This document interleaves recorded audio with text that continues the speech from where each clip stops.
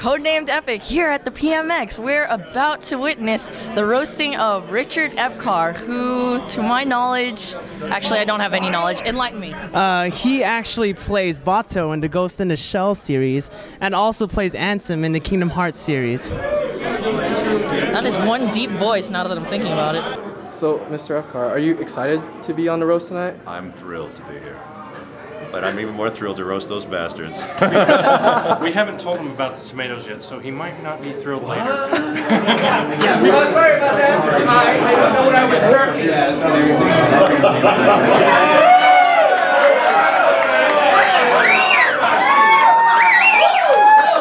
Is that real?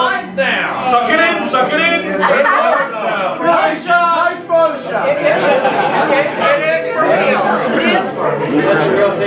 This was Richard. Yes, it was Richard. It still is Richard. We were on David Foster's boat. A fun boat. David Foster. Mr. Music. Is this the only boat? Large time on planet Earth.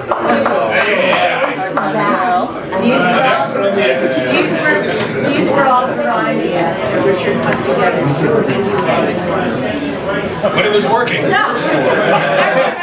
This is a small child. Your microphone's not on. At age 5. Oh, he's already 6 foot tall. And hold on. Back up. He was already playing with guns. I'm glad you finished that. Okay. This was Richard at age 12, his father George, and his mother Shirley. Oh, nice. This was the last reunion that we had with his father.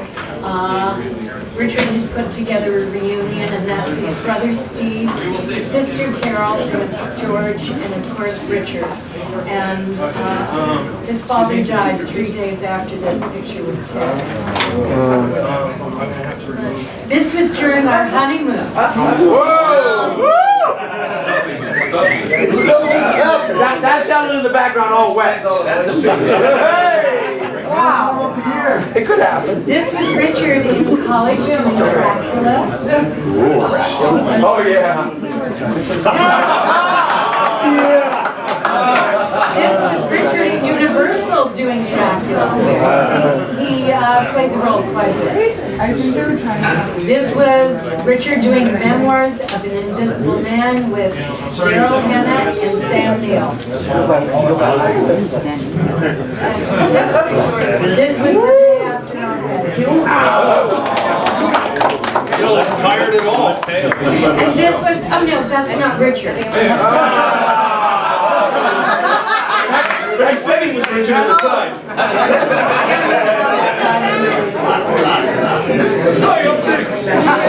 This was Richard being very inspirational, his underpants he ended up on his face. I think they were trying to do like a music segment more playing the pictures. Can I get a courtesy for all the tall Richard on the drums.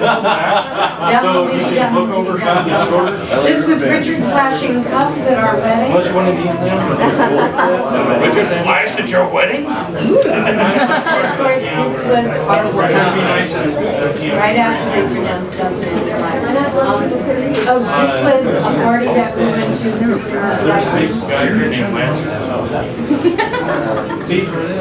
This was a play we did called Rumors. At the Beverly Hills play. Yes. This was at Intersound. Richard and I were working on this project, and Don DeLuise had the lead, and our son Jonathan actually played the lead Helen, microphone a little more. Oh, sorry. Yes. And here's Jonathan and Jacqueline.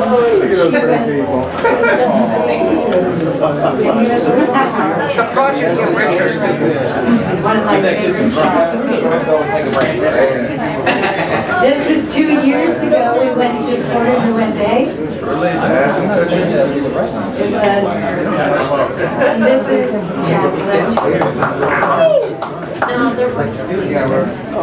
This is our son Jonathan and his band Carney for, this was a shot for their album Mr. Green.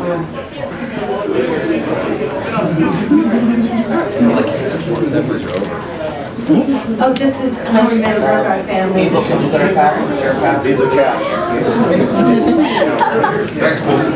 and I don't know where those guys came from.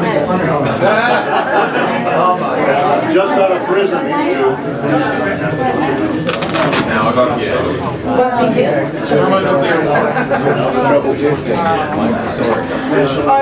you want us? Actually, they said they've got one more DVD with video on Richard. Should I play that now? No. Oh no. Not yet. Oh, not yet? Cuba Libre. Tommy, do you have you said you had a video? I do have one more video, but this is something that we actually want to share with Richard when he's ready. And you said you had a video on the charity? Huh? On the charity. Or should I just be? No, I don't have the charity. Come on, tell us what the charity is. Oh, the charity. Oh, the charity. Let's see. What do you? Oh, I don't. Oh, right. Do you want to answer? Oh, yeah. Why don't you go ahead?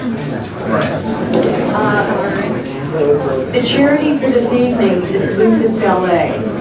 And lupus is a terrible, terrible autoimmune disease that affects actually... I do have it. I'm sorry. Okay.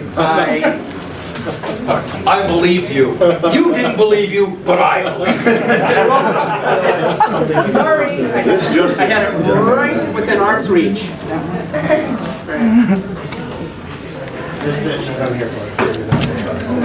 Hold on.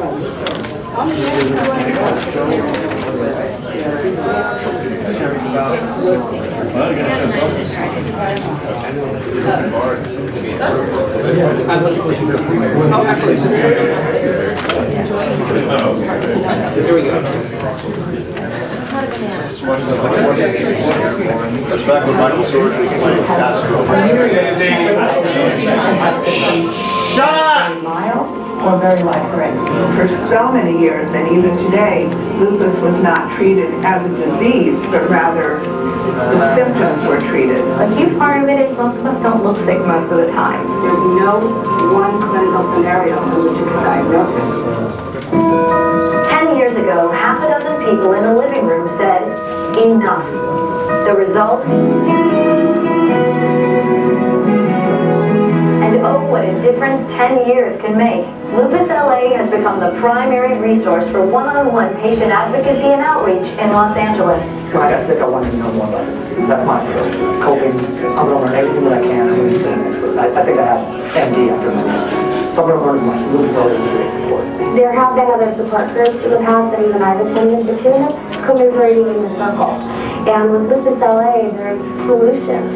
There's hope. There's seeing that you can live with this disease. There is just no doubt that there's a mind-body interaction, and that when you can be hopeful and optimistic, you're going to do better with this disease. But it isn't just the person who's diagnosed.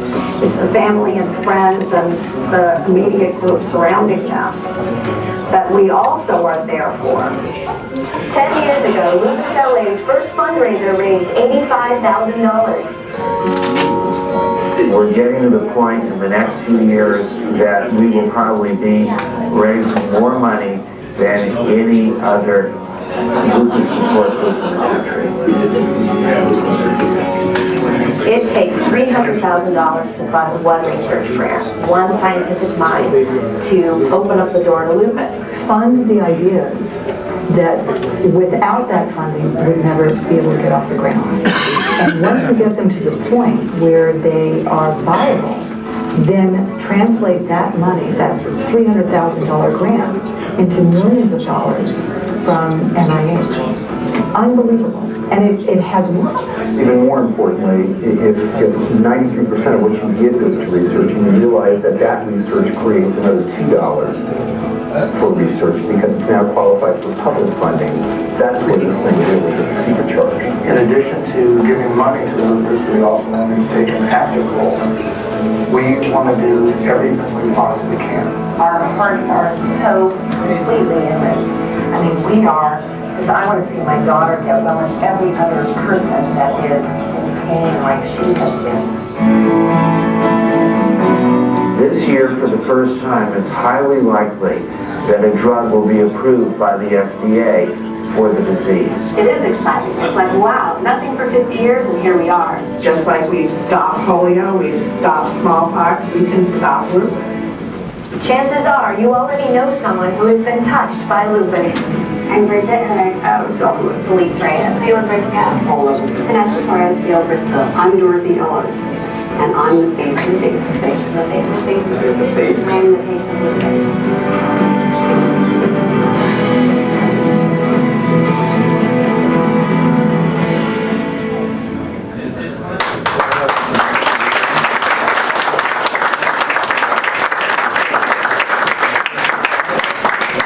If I may just talk just a moment more about Lupus LA. It is a phenomenal charity because what they do is 100% of the funds from this charity go to research. And as they were saying, in 50 years, there hasn't been any research for lupus. And it's a terrible autoimmune disease, just one of hundreds. And so we're very, very excited.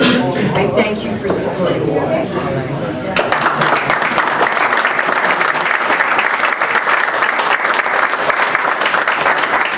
And with that, Lanza, let the festivities begin.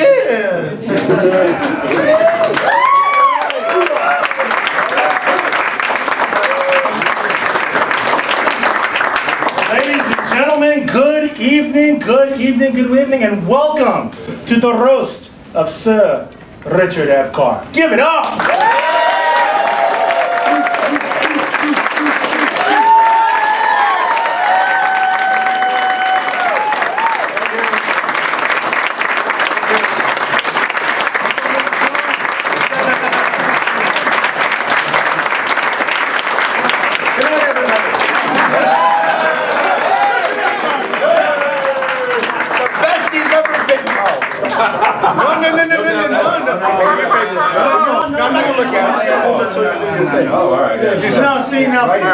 First, Richard. Yes. He is not yet Sir Richard Epcar. Wait. No. See, as your host, I'm Lancer. For anyone who does not know me, I am your official MC. I am not your roast master. I will introduce him in a second. But first, we must go to the festivities. As you saw on the website, it said there was a particular title before this gentleman's name. Please kneel. Oh. All right. Yeah, let me help with. Oh.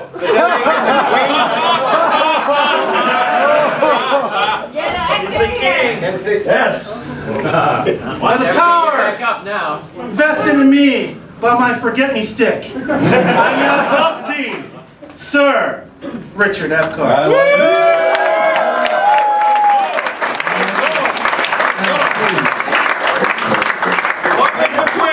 Now, I too have a forget-me-stick that I use a lot. Before I introduce our roast master of the evening, we do have a special beginning intro that everyone please. Richard, sit. Thank you. Now, Thank you, roast master. Was created by our very own Rick Cesariano. Thank you.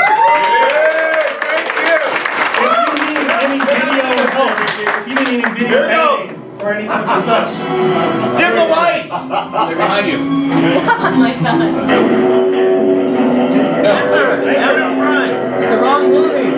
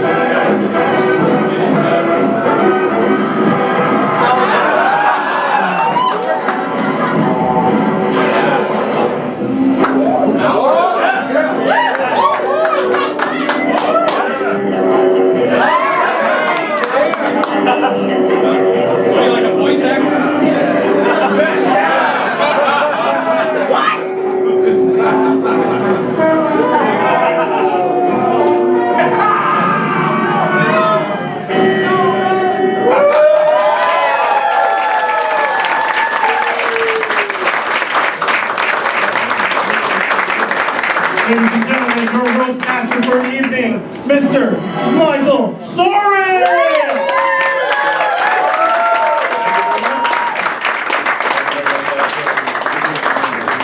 Thank you very much, Lancer. It's a pleasure to have you all here. We're so glad you decided to join us, to come out and have some fun with some of our dearest friends, and also to give some money to charity. That's always a good thing. Thank you, Ellen, for telling us all about LA lupus and educating people about a very, very important. And there is a tip jar in the back, please. Great. Before you come out, before you Fill it with lettuce, ladies and gentlemen. give. Please give. Ladies and gentlemen, Richard Epcar. Hi, Richard. Come on. Oh, come on, let's have it now.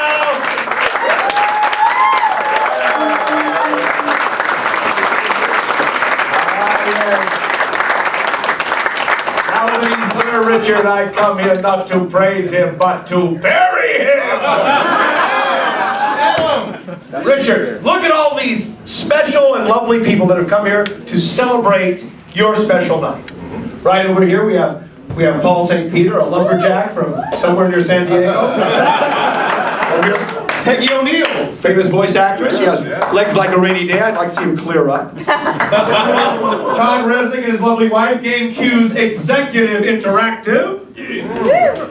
And who else is here? Wait a second. We got a lot of other people. Anyway, I'm not going to... Steve Tunnell, don't forget him. Steve Tunnell. Yes.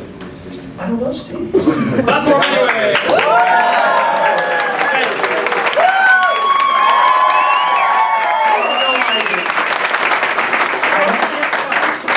Steve could piss on me later. Okay. And of course his lovely daughter and his lovely wife. He would like that, actually. You know, as you can see, Richard, we certainly have a lot of well-wishers here. Yeah, every one of them is wishing they could throw you down one. Throw Richard down the well, so I never can be free. I love that song. You know, I knew there was no way that Richard would miss tonight because there's free food and booze here.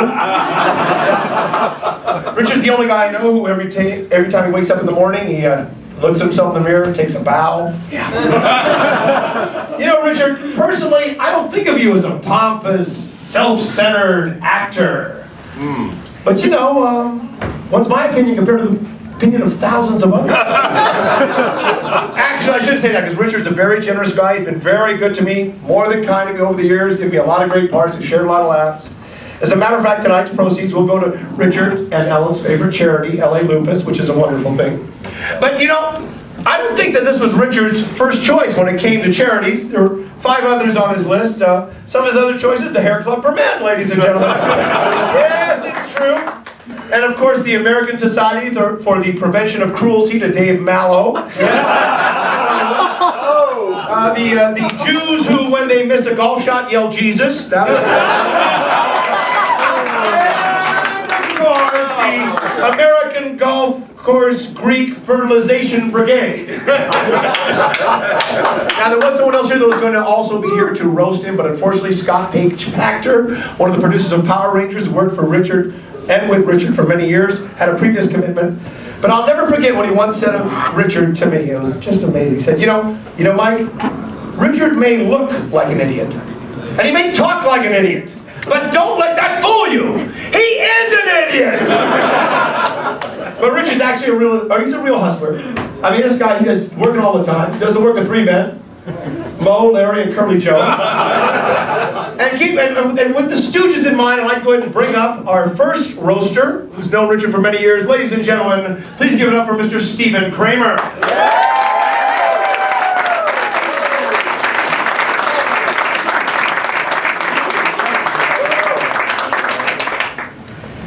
Richard, a few people couldn't be here tonight, and they asked me to read something for them. This is from Jeff Nimoy, good friend of Richard's. They won't pay my minimum to roast you, so I'm not going to come. Go fuck yourself.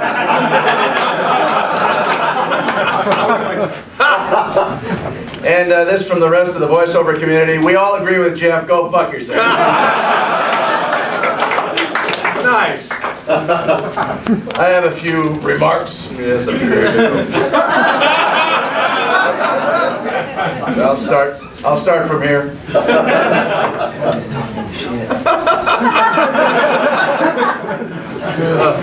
Richard Epcar is a big man in the anime field. Not in terms of working. He hasn't had a job in a couple of years, but definitely a big man in the field. In fact, Richard's whole family is vertically challenged. His brother Steve is 17 feet tall. He stands and gives haircuts to NBA players and then pats them on the head. Gives them a lollipop when they're done. Richard himself used to be 13 feet tall. After he married Ellen, she cut him off at the knees. And he is down to his current height of 10.5 feet. With expected shrinkage due to age, in 5 years when he turns 85, he should top out at 3 feet 8 inches. Wow. Is it hot in here? That's you, Richard. Thank you. I've known Richard a long time. A few years ago, I purchased a used Corvette. Richard got all excited. And he said, why don't we go to Vegas? Vegas is his favorite place in the world. And we're going to meet his brother who was flying in from San Francisco. So Saturday night comes around. Richard and I drove in, in the car, the two-seater. Saturday night comes around, and they wanted to go to a new casino that had opened up. It's called the Orleans.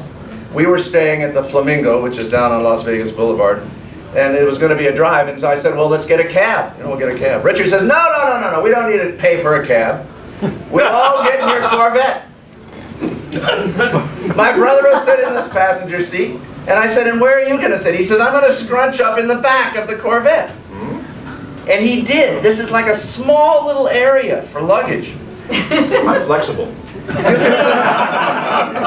You can get grocery bags, some suitcases, maybe a golf bag or something. So he squeezes in. He's actually able to get himself into the luggage area. His knees are up against his chin. He can't move. He makes it in. The ride was only about 15 minutes, but I figured he'd survive the trip. And about halfway there, we're going down the road, and this 18-wheeler pulls up next to us. And the driver's driving along, he looks down, he sees Richard, and he starts to go. And Richard's sitting there like this, and he wiggles his finger. So that gave me an idea. I told Richard, look, when we get to the hotel, I'm going to have the valet park the car, but while I'm talking to the valet, I don't want you to make a sound, don't move, nothing. And I'm just going to say, look, to the valet, we're just going to be an hour or so. Don't worry about that in the back. We're just going to dump in the desert later. But being the cheap bastard that I am, we got there, we went to the self-park, so we didn't But having known him for as long as I have, I can assure you that he could easily pass himself off as a corpse in almost any social situation. And I'm sure he will prove that to you when he gets up to make his own remarks. Now, the two of us have made a few trips to Vegas over the years, desperately trying to go broke in the casinos. And Vegas is a place that Richard is particularly drawn to. He loves the whole Vegas buzz. It's just his place. He likes the big hotels, the fancy restaurants. He likes the shows and the lights and the glitz and all this stuff. He tries to stay at the biggest, the fanciest, most expensive resorts. I, of course, go to the Budget Inn in Pahrump. So when we would go together, we'd have to meet in the middle because I didn't want to go stay at the Mirage, and he didn't want to stay at the Budget Inn. So one year, Richard and I were driving in on Friday night. Mike Sorich was going to meet us there on Saturday because he was working that Friday night. And we went and we stayed at the Palace Station Hotel, which is... Is that one of Wings? Not really. It's a local hangout. Yeah. One of losers. So Richard is driving this time. We decided not to take the Corvette. Richard's driving. I think it was an old Nissan, wasn't it? What Honda. An old Nissan. Honda. Oh, Honda, sorry. Old Honda, and it had a... Like I said, Honda. It had a moonroof on top. And we were driving down the freeway. We get to right near a place called Baker. It's got a big thermometer. It's very famous. And all of a sudden, we're driving along, and all of a sudden, kaboom! And we're showered in glass. And Richard's like trying to stay on the road, and he's just, oh my God! And he pulls over to the side, and we get out and we look. Because we didn't know what had happened. We thought somebody took a shot at us or something. The panel holding the moonroof had come loose and had flipped up. onto the roof, and it had broken the glass, and that's why we were showered in glass. So Richard gets out, and we're trying to get the panel back into the hole because it's ridiculous. I mean, we can't ride like that. And we almost got it, but then it didn't quite work. Richard got frustrated, got mad, and he ripped the thing off the car. Just ripped the panel off, and he threw it in the desert.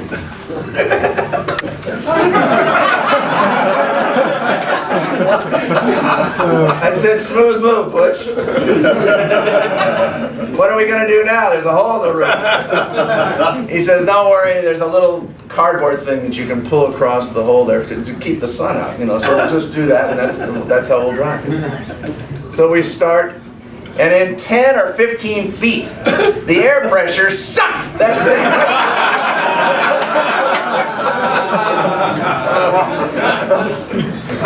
And Richard's just, he's so pissed off. So we're stuck in a car with a gaping hole in the roof, and the wind is sucking everything through the opening. And I'm telling you something, it's amazing to me to this day that either of us have any hair left on our head.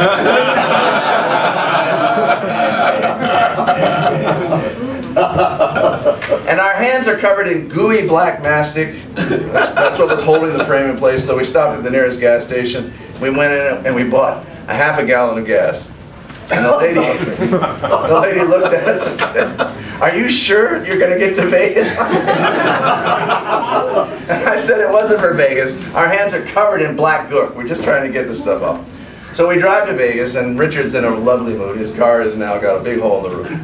And we go to the mid-priced hotel where I made reservations, which is called the Palace Station Hotel. And it's off the strip. It's way off the strip. Nowhere that Richard likes to stay. Because he likes to go to Mirage or Caesar's Palace or the Flamingo or someplace, you know. He likes a big exotic pool, and he likes to have a drink in his hand, a big exotic drink. He likes to watch the world go by, and he's got his feet up on the lounge. Sounds nice, Steve. It is. It's his Vegas experience. So we check into the Palace Station, and we put our stuff up in the room, and he says, let's go down to the pool. I want to go down to the pool, we'll have a drink. So we follow the signs. I've seen the pool! You know what's coming. We follow the signs, corridor to corridor to corridor, and finally there it says pool. And we open the door and we go out. And it's like somebody's backyard pool. It's like this rectangle. And there's a couple of lounge chairs. And Richard stares at the pool, and he looks up at me, and he says, this isn't the Palace Station, it's the gas station! And he stops off. And he didn't get over it until the next day when we went to the Bellagio, which had just opened. Oh! And he was able to have a better Vegas experience. Much better. Yes. Because back when I had money, I used to invest some, and I had bought some stock. I had stock in Mirage Resorts. And they're the ones who built the Bellagio. So as a shareholder, I called them up and I said, look, I have a friend that just loves the exotic pools, and we'd like to get a tour of the hotel, and we'd like to get some seats by the pool, and we'd like to relax. And they said, who are you? And I gave them my name, and I said I was a shareholder, and they said, are you a friend of Mr. Wynn, the owner? I said, well, I'd like to be. And they said, no deal. You don't get to go. Well, we had to go see the hotel anyway. And Sorich was driving and he was going to meet us there. So now I'm pissed off. So we go in and we try and go down to the pool anyway. And the security guard says, no way! Do you have a room key? I said, no, I don't have a room key. I own stock in the hotel. He says, no, you got to have a room key. You can't come down here. So Richard's staring at me, and I'm staring at Richard, and suddenly the security guard is surrounded by 15 teenage girls who are staying at the hotel. And he's busy. And while he's busy, Richard and I slip down. And we walk around and we go to the cabanas, and I pull out a couple of fluffy towels and a couple of bottles of water out of the refrigerator. Chilled water, says Bellagio on it. And I said, here, compliments of the shareholders.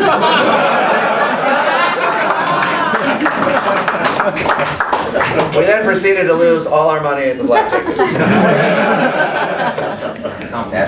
I will never be able to think of Las Vegas without thinking of Richard. I don't think about Vegas very much. And as a result, I don't think about Richard then. But every now and then, a wisp of a memory comes back into my head. There was a time that Michael and Richard and I were in Vegas. We went to the Golden Nugget, because there's a gourmet restaurant in the basement called Hugo's, and Richard loves to eat there, and so we all went and had dinner. At the Four Queens. I'm sorry, I'm sorry, not the Golden Nugget, but the Four Queens. And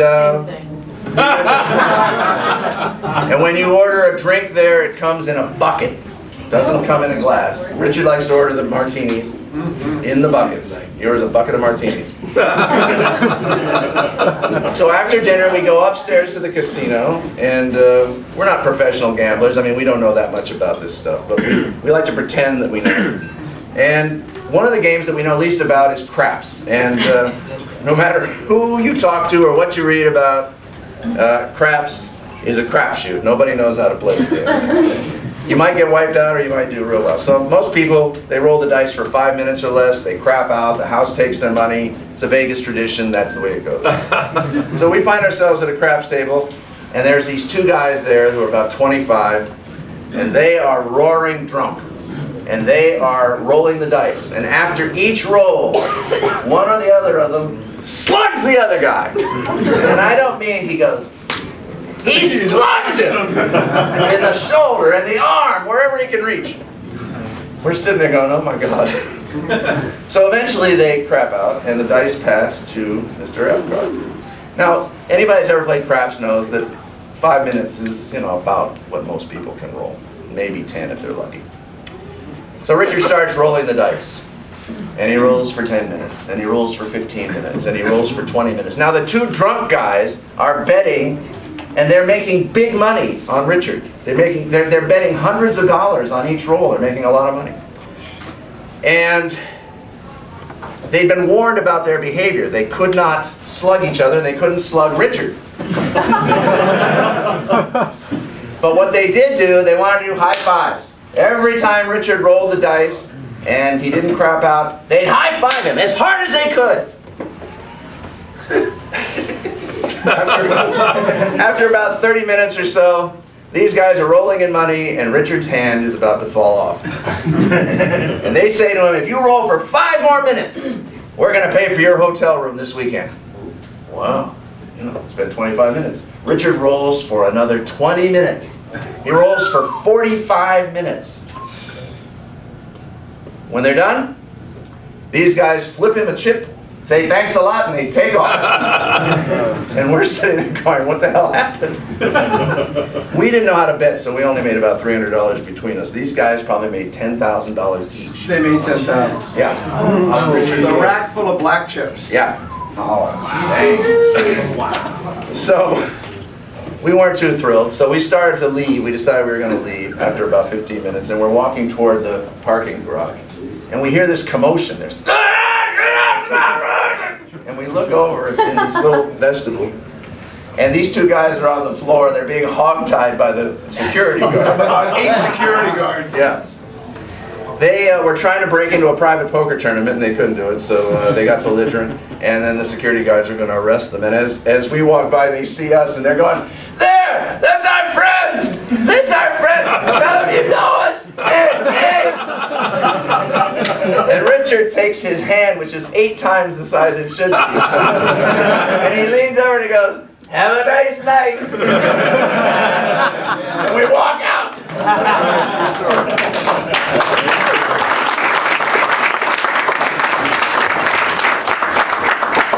Now, I just want to say that Treetop, as we sometimes call him, has been a very good friend over the years, with 1 or 2 instances of basic disregard for my human rights. He's kept me up past midnight several times, even though I was asleep in the studio by 11. And then there was a time he literally gave me the shirt off his back as a gift. He actually gave me a polo shirt as a gift. It's so big I use it as a tent. It does not fit me. But he keeps me laughing. We all try to keep each other laughing because it's a crazy business. And actually, what more would you want of a friend than that? So Richard, I salute you. And as these so-called friends of yours try to tear you a new one, my hope is that you will always have a martini within reach, and that eventually you'll get so blotto you won't remember anything that was said here tonight.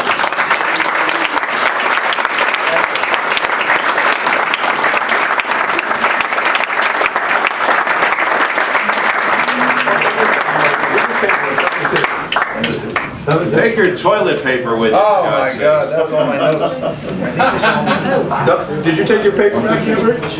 You got your thing? Sorry, your paper's up there, My right? paper's up there, yeah. Yeah. I got papers up there. You can without it. Ladies and gentlemen, we are so proud to announce Casey Kasem here for Richard Epcar. What? Hi everybody, it's Casey Kasem here. Richard Epcar, this is your life. Richard was born in Denver, Colorado. When Richard was born, he was so well hung, the doctor slapped his mother. God made majestic Rocky Mountains. God made the towering pine trees. And God made Richard. But hey, everyone makes mistakes. When Richard was a child, his sainted mother wanted to hire someone to take care of him. But unfortunately, the Mexican mafia hadn't been founded. The day that Richard was born, the fog rolled in. And based on the way he thinks, I'd say it never rolled out. With Richard, the gate's down, the lights are flashing, but the train isn't coming. With Richard, the elevator's on the ground floor, and he's pushing the go down on me button. Ladies and gentlemen, Mr. Michael McConaughey!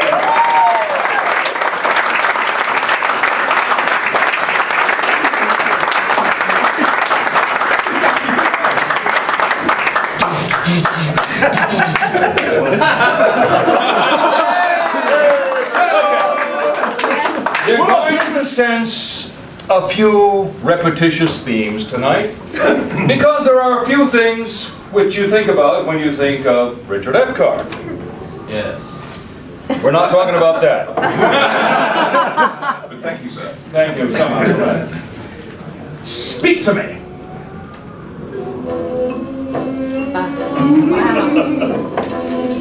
A few images of Richard Epcar.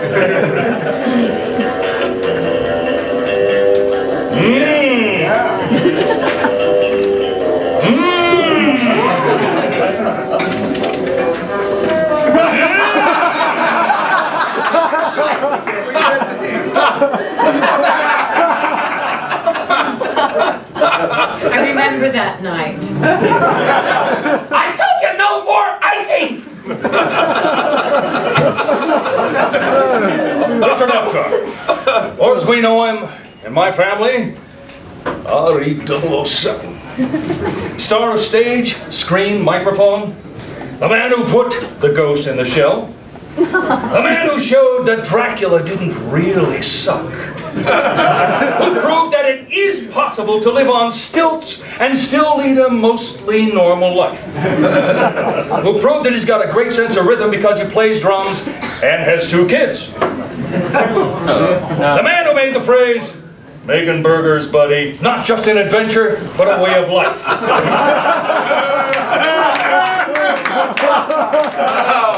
Now, what can I say about my friend Richard Epcar that hasn't already been said? Are you kidding? Plenty. However, that's my backup retirement plan, so I'm not going to go there just yet. I come to praise Richard, not to bury him. You'll hear that again. For one thing, I don't have a shovel big enough. And we need a custom coffin. I mean, he's what, 8 feet tall? I mean, really, if he'd been born early enough, you could have seen him in The Day the Earth Stood Still. The real one, not that piece of crap with Keanu Reeves. The original Gort Klaatu Barada Nicholas. Hey, I worked on that second one. Take it easy. Cherish the residuals, my friend. Cherish the residuals. We do. You know, actually, I'm wrong. No, he couldn't have played a robot. Robots are made of steel, and his performances are actually more wooden. But he is tall. You may not have noticed, he is tall. 6'5". And that's before you figure in the dead muskrat on his head. Oh, you didn't know? Oh, I only think somebody can go for 30 years and have their hair get thicker. You know how thin the air is up there? Fertilizer doesn't help. Okay, so Richard did a little addition on the top. We all do. And if you think that's easy to achieve, you got another thing coming. He put in a ton of research before making the final choice. I mean, these days, the world sees everything, and appearances really are important. Now, Richard, as you've seen, is a warm man. He's got a nature-loving, environmental heart. He wanted something natural. And none of this transplant crap where they take your pubic hair and every time you scratch your head, your ears start getting bigger. Being the frontier outdoorsman he is, Colorado born and bred, Richard wanted to salute Mother Nature. So first, he tried a raccoon.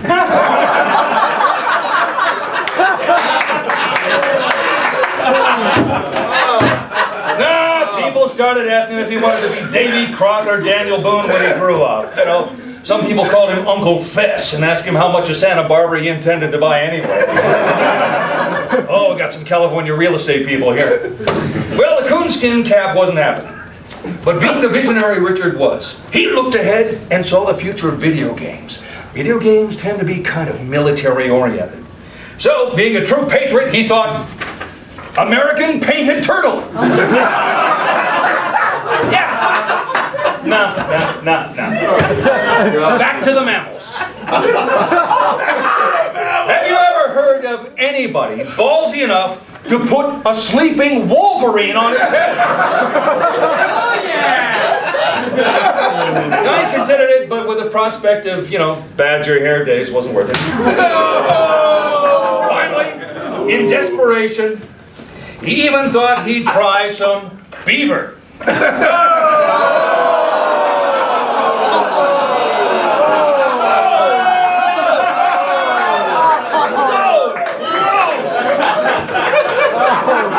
after a while, the question, what hair gel are you using? No, he gave it up. He finally made the perfect choice. And in an homage to his hometown, he eventually went with the Colorado muskrat, and the rest is history. Look at that beautiful man. And speaking of history, Richard and I go way back. Oh boy. We go backer than some of you people have been living. 30 years or more. We met up at Universal Studios, where we were both doing the Castle Dracula show. Yeah, we were both Dracula, but not at the same time. Twin sons of the same coffin? Never mind. Okay, look here. You saw this already. An incredibly youthful Richard choking the crap out of a juvenile Joey Dior. Oh, I wish Joey could be here tonight. Joey has the distinction of being the last bozo in the world. Really was. He was in Chicago. And a very good friend of ours, very good friend of Richard's. That's how you treat your friends? Well, has anyone ever go to the Dracula show at Universal? I mean, we're talking years ago. Yeah. Okay, well, you know how the Dracula story goes. It's, Dracula comes out of his coffin, and there are like 3,000 people in his house, so he picks 2 of them to become his brides, usually women. And then, the traditional part where Dracula gets into a big hairy fight with the Incredible Hulk. Yeah. Well, it is Universal. Yeah. Well, that's what's wrong with modern education. Well, the Incredible Hulk, the one we had was being played by Jake Steinfeld. Body by Jake, bodybuilder to the stars. That guy? Well, Jakey had this little problem with not being the biggest body on the stage. Apparently being green is easier for some people than others. So Jake bitched to management. So Richard, to whom Jake cleverly referred to as the Three, had a conference with management. Conference with management says, do what we say or you're fired. But knowing that he had a family to take care of, Richard fell back on his ballet training. And whenever he was on stage with Jake, he would do a little plie. Or to put it another way, Richard is the only guy I know who would literally bend over backwards to accommodate a coworker. Well, obviously that worked. Richard and Jake, they had a relationship that improved greatly, and the shows went smoothly. Now, you got to understand, during these shows, we had tours from all over the world. They really got into the fantasy. They loved the fantasy. Literally almost every day, the incredible Jake would go off to a little hidden room with one of the tourists, usually female. And later he'd come back with a big smile on his face, and so would the little tourista, usually along with some green paint. But Richard was a family man. And as heaven is my witness, I never saw him go back into that room. Ever. Once or twice I did see some green handprints on his ass.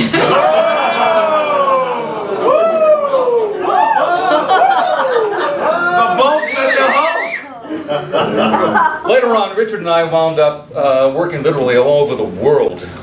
We were supervising foreign versions of American films for DreamWorks and Warner Brothers and Universal. And we would communicate. Email was a wonderful thing. And we would compare notes from where we were and what was going on. And I have to tell you, the adventures that man would get into. Oh man, the yachts, the parties, the crazed social world in all those major European capitals, as well as some of the low-budget pits where American movies get dubbed into other languages. So we compare notes about the places we're working. And I mean, this man was a one-man goodwill ambassador for the U.S. I learned. Did you know that if you speak slowly and loudly enough, those stupid foreigners will understand? And local customs, Richard embraced them like a native. Like the time he went into a classy European casino and he set them straight. I mean, you know, in real casinos, American casinos, we don't charge you admission to come in so we can steal your money. What's the matter with you? And the time a studio host took him out to a very expensive meal at a fancy restaurant. You know where I'm going with this? I mean, I don't. Oh, you don't? Well, his host took him there, and they proudly served him the specialty of the house, what they called the best part of a sheep. Here's a hint. It ain't a lamb chop, and it ain't leg of lamb. It's sort of in between. Yeah. I mean, I've heard of sheep dip, but whole new definition of ramrod, if you know what I mean. Did you put ketchup on that, Richard? No. No, okay. Okay, seriously, I've had more shared experiences, hetero, and my life is really much fuller because of it. I beat him up because I love him like a brother. And brothers play rough. Doesn't mean they don't care. I do care, and I do love you, Richard. I always have.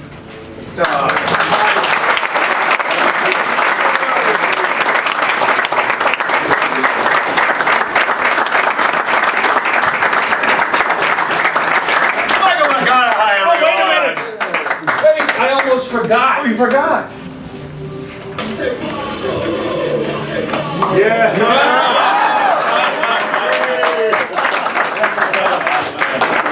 Best show ever. Ever.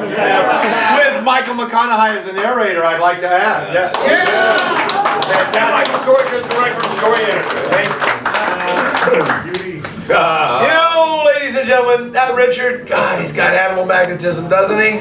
All the women know it. He's the only guy I know when he goes to the zoo, he has to buy 2 tickets, one to get in and one to get out. I wish I had my drum to give you a rib shot. I never forget when I first met Richard, you know, being a wisecracking guy, I said, "Hey, wow, you're so tall. What's the weather like up there?" He went, "Rainy."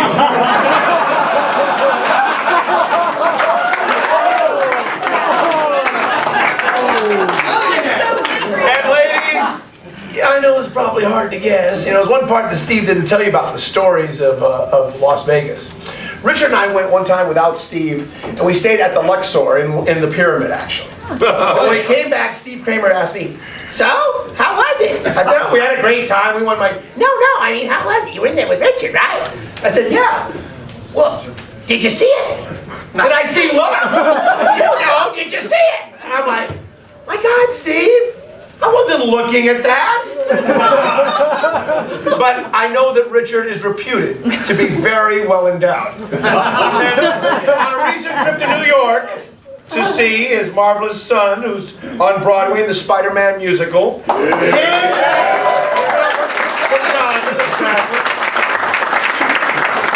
that recent trip to New York, King Richard, yeah, he proved it. The National Enquirer just came out with an article. He's reported to be having an affair with the Lincoln Tunnel, ladies and gentlemen. Lincoln Tunnel.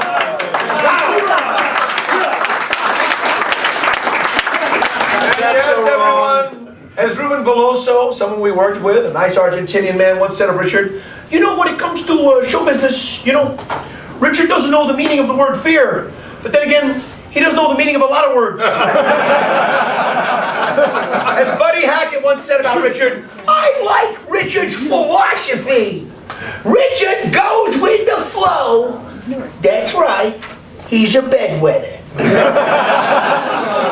I once asked a treetop lover the difference between kinky and perverted. Richard said to me, Buddy, kinky is when I'm tickling my wife's ass with a feather. Perverted is when I use the whole chicken. all things English, the one and only J.B. Blanc.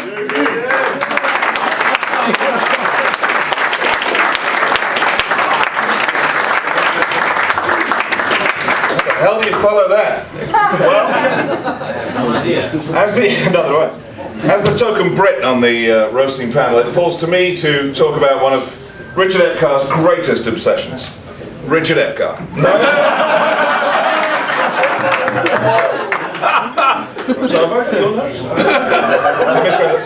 Sorry. I mean, of course, someone who Epcar himself calls the greatest hero ever to wear a tuxedo. Richard Epcar. No, Bond. James Bond. Sorry, Richard, of course, has been a fan of Bond for years, and him and James share a lot in common. I mean, like Roger Moore, Richard Epcar is tall. Like Sean Connery, Richard Epcar is dark. And like Daniel Craig, well, he's tall. Actually, I think Richard probably shares more in common with two other famous Bonds, George Lazenby and Timothy Dalton. Maybe because no one remembers their performances either.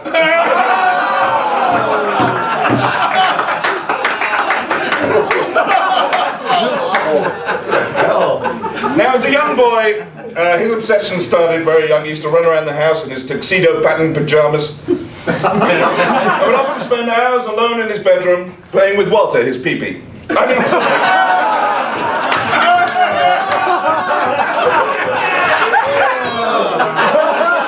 his Walther PPK.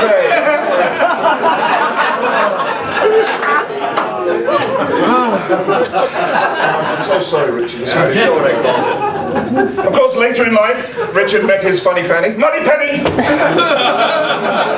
his octopussy, his pussy galore, his lovely wife, Ellen. Yay! It's a beautiful tonight. Although he did complain to me on the golf course the other day that it has been a long time since he had a Blofeld.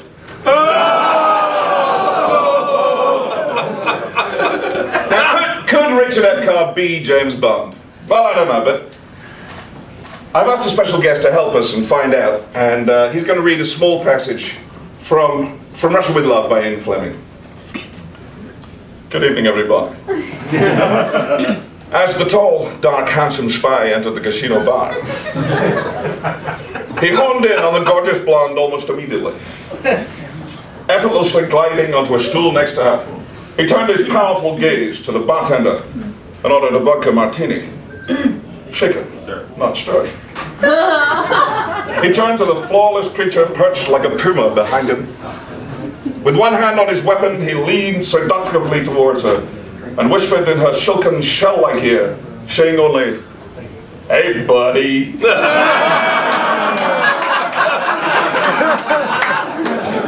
So no, I don't think Epcar will ever be Bond, and sadly, he's missed the one crushing feature. Bond is very sadly very British. So stick to being one of the finest voice actors I know, and a great friend and a generous, generous man. I love you, man.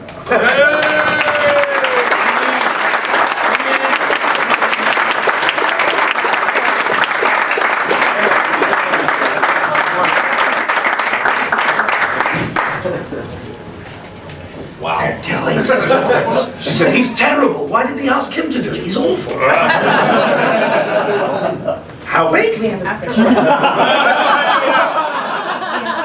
A special video now. Oh, special video? Special video. That's what I was told. Oh, special video. Oh, actually, we're going to have to quickly go through what we showed earlier. Quickly go through what we It's a stars of night, they shine on night, deep in the heart of God. Who rain for Burbank? A lot of hugging, a little pussy. How's it going? Happy roasting. I couldn't think of anything good to say about you except the fact that you're fat and old and ugly. You've got something else to say to you.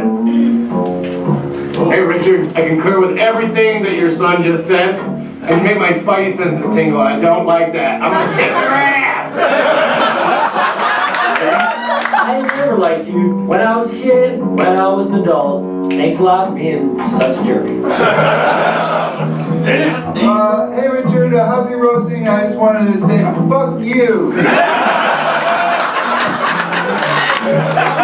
That's a theme. Those bastards. Probably boss.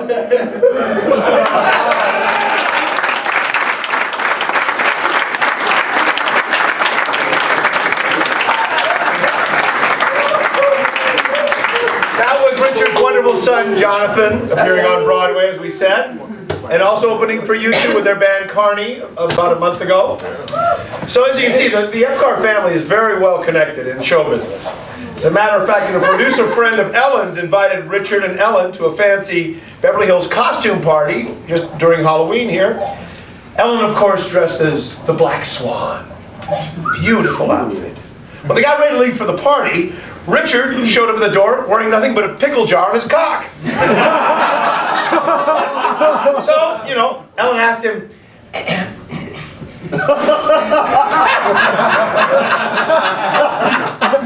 Richard,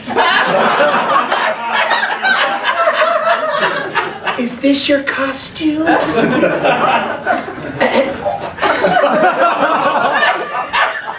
What are you dressed as? Can't you tell, baby? I'm a fireman. Break the glass, pull my knob, and I'll come as fast as I can.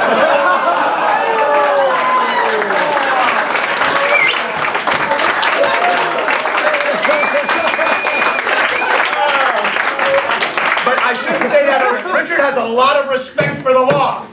One night, after a big night at Pepito's, or the Pepinos, that place? Piero's. 37 drinks later, this policewoman pulled over Richard after a wild night of drinking. She politely asked him to step out of his car, so of course he did. She then informed Richard, anything you say can and will be held against you. And Richard said, okay, your breasts. Ladies and gentlemen, our senior statesman, Mr. Michael Reynolds, will come to the dance. Mr. Michael Reynolds, wake him up, for God's sake. Help him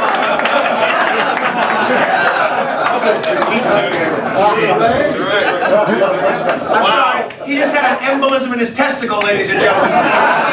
Okay, blow in his mouth. Somebody call fire.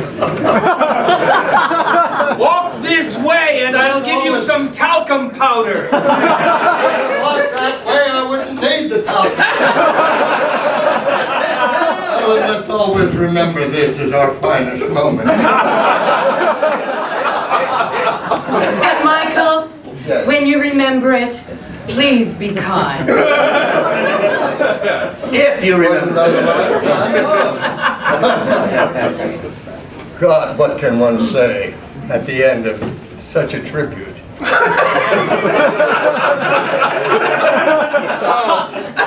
Anyhow, here we go again.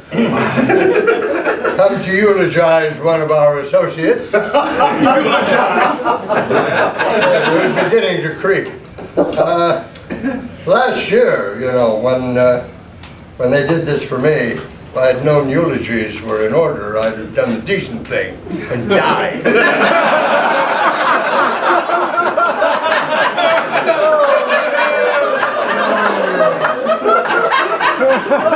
Listen, I didn't come up here to be made sport of. Richard, oh, there you are. Richard, why don't you have the grace to realize it's your turn now and act accordingly? Usually, when one of our number goes for that great recording studio in the sky, we have a big party at Steve Kramer's house.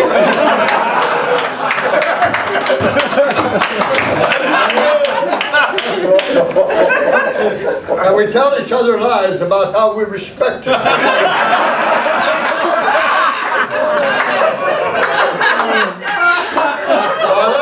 While everybody there is secretly wondering what jobs he can get.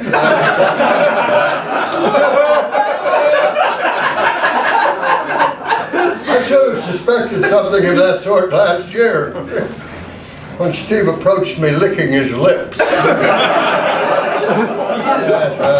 I guess the word went out that I had died. Because even women imitate my voice now.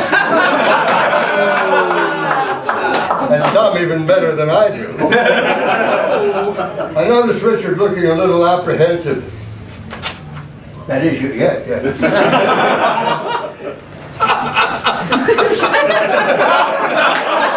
Notice, Richard, I still got enough in the front to do that.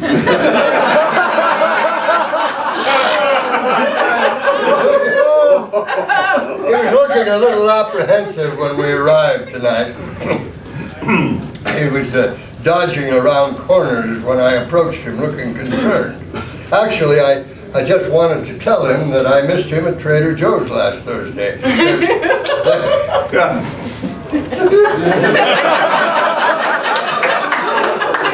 She even laughs like you, Mike. He's always loved me. I think he's still got a show. They were giving away double samples of gefilte fish. Sorry, I missed it. Hey, and I'm not even Jewish. Anyway, Richard, I just wanted to assure you that not everyone thinks you died. You just look that way. Actually, I like your tailor. It's really great with that zipper in the back of the coat there. That'll be back in style someday, when you put on the wooden overcoat. But you've got to stop buying suits from Michael Sorich. He's got an endless supply of costumes from his old days with Ringling Brothers Barnum. They just make you look like an oversized Charlie Chaplin. A lot of people here don't remember Charlie. None of them are on this day. Michael Sorich. I thought you'd never shut up.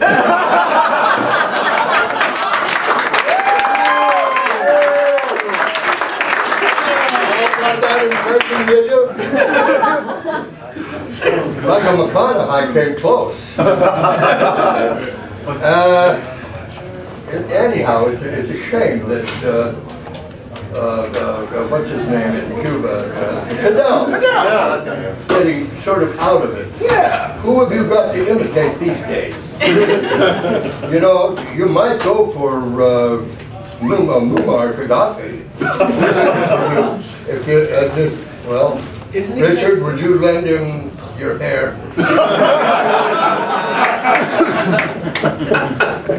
No, I wasn't going to say that, but sort of. Sure. I forced him. He dared me. Anyhow, the Mumar is out. Have you considered Ahmad?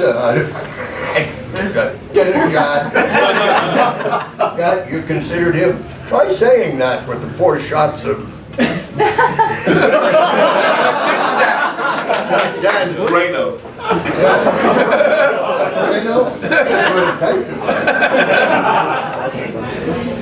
Of course, you're a little long in the tooth.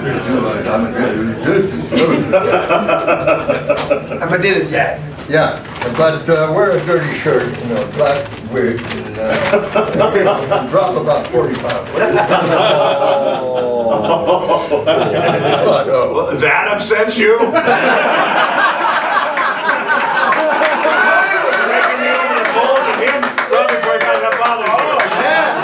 That's probably the kindest thing you'll hear tonight. Wow. You know, the 20s must have been a great decade for Michaels. You're naming your son Michael. Yeah, I know. Yeah, I was born in the 20s. Of course, 1929. I'm still 2 weeks away from 82. But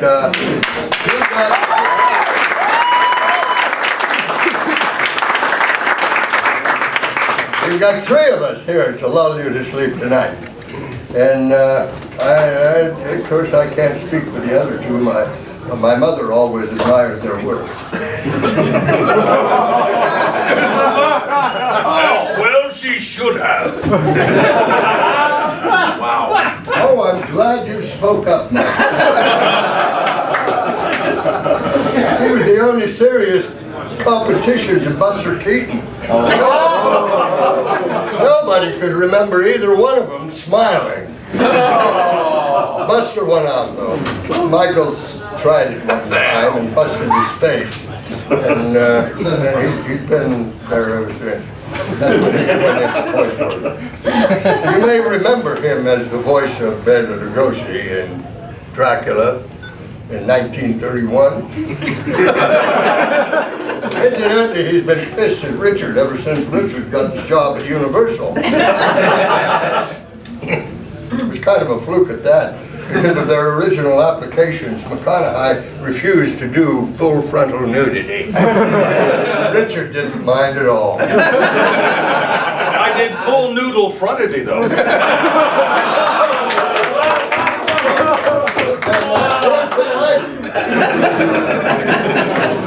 Actually, this is a true story. There was a guy playing, what was the little shrimp's name in Dracula? Renfield. A little guy that we all used to work with called Michael McConaughey. I know. That's what Mike Muscat. Michael Muscat. Yes. Yeah. And one day there was a scene that he had to do with Richard in the casket. Dracula in the casket. And he came out and he looked down at him and he's talking to him. Richard would have to lie there while Muscat did about 5 minutes of shtick. One day he walked in with his fly open and everything hanging out and stood there over the coffin. And a full house! The audience was overrun. Isn't that the truth? That's very true. He didn't just stand there, he shook it. Sometimes he laid on the edge of the coffin. It was a question, can I get it for you? But his back was to the audience. They never knew. You heard him. It makes me weak. And of course there's Helen has been secretly in love with me for years. Well, last year when we did the roast of me, of course I was too polite to notice it, but after I got up and said my piece, I sat back down right on Ellen's hand. And I thought, well, should I jump up or should I do what? And I turned and I looked at her and she went, We've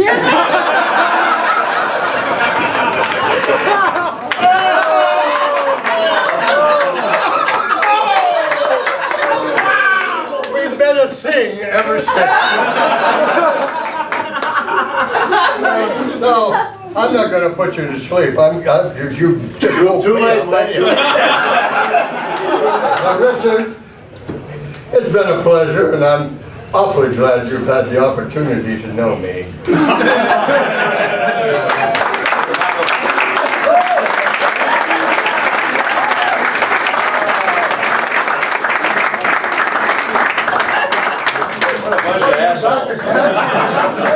I gotta keep this thing moving. Good God.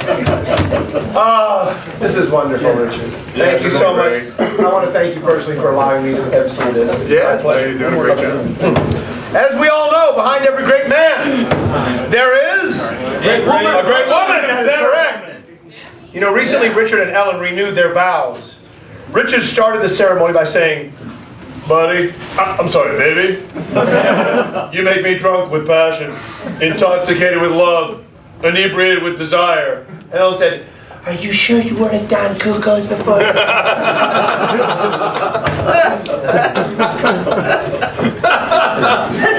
Richard thinks of Ellen as the complete package. And you know, Ellen? I agree. I mean, look at her. Come on. Hair, teeth, a mustache. I want to say bon voyage to Ellen, everyone, as you know. She's going on a trip. Is that right, Richard? You told me she's got a one-way trip on the Disoriented Express. Oh, I'm sorry. Well, you look dazzling tonight, Ellen. Thank you. Will you shut up for a minute while I sit down next to her? Okay, sure. As I was saying, Ellen, you look dazzling tonight. Why don't you slip into something more comfortable, like a coma? But you know, Ellen is a certified psychic, and she actually helped solve the Lord Zed disappearance. That is absolute fact. Lord Zed was a voice actor we know. The guy went on a bender drinking for 3 days. Nobody knew where he was. He went into what they call fugue. Was it a month? And she actually said, "I got a feeling he's here. He's here at this bar." She walked into a bar, was it 6 a.m., 7 a.m.? It was early in the morning, right? And you found him there. And he had almost drunk himself to death. But anyway, so, you know, I asked Richard, I said, "Now, wait a second. Ellen's got ESP. What's it like, you know, at that time of the month where she has PMS and ESP?" He says, "Buddy, at times like that bitch knows everything." But you know, I gotta be honest with you though, Richard. Ellen has confided in me, you know, sometimes it's not a bed of roses with you. She says, as much as she loves you, she thinks of you as like a wonderful habit. But sometimes she says it's a habit she'd like to kick with both feet. But you know, last night, Richard, great lover that he is, he gave his wife 3 orgasms. But she kept spitting them out. Okay! Ladies and gentlemen, the queen of his life, Ellen Epcar!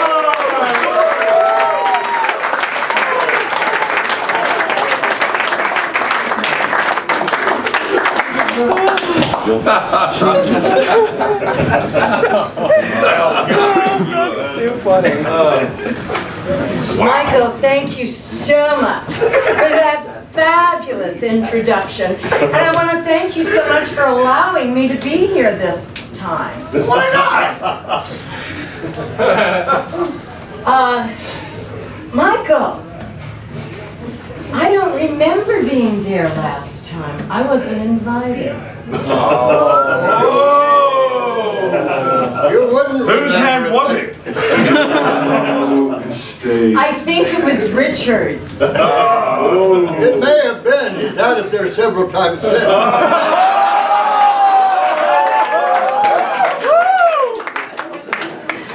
You know, I'm looking at all these guys up here, and I can tell you how long we've all been dubbing together. Since the Dark Ages.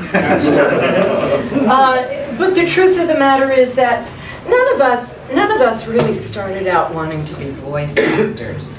You know, it wasn't even a thought. We all had dreams. And yet here we are 30 years later, still making funny voices and still enjoying it, and you're still here enjoying it as well. I mean, isn't that amazing? I mean, it's kind of like the poor man's Friars Club. Do any of you know what the Friars Club was? Yes. Yeah. I have no idea. Do any of you not know what the Friars Club was? Yeah. I don't know. I don't know. Okay, I am going to tell you what the Friars Club was.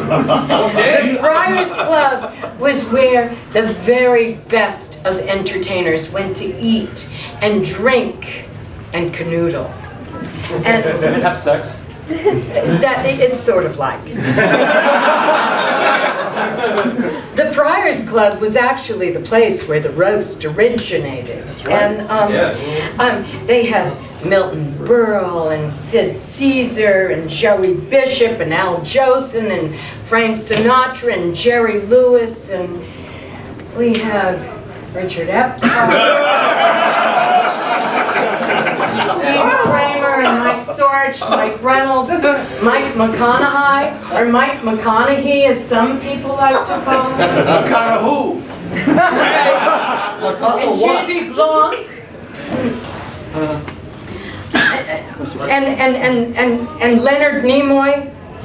Oh no, I'm sorry, it's Jeff Nimoy. Oh, never mind, he couldn't make the roast. He was busy. But they had roasts. We have Melba toasts. But it's good, isn't it? I mean, I'm so excited. I'm glad we're all here together, roasting and toasting and having fun till forever, till death do us. Don't say that out loud. Some of us sooner than later. Don't worry, Mike. We've already booked the date for you at Kramer's house. Now,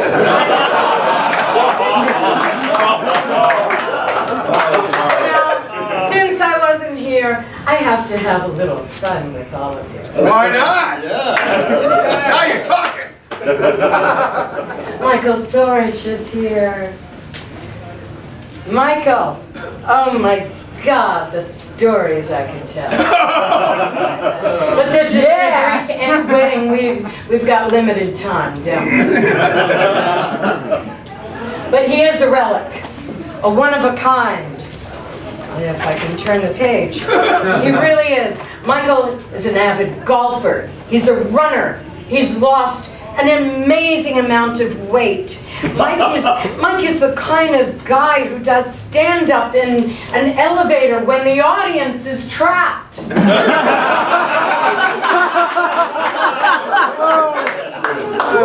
Mikey, I have to say, it's a new you.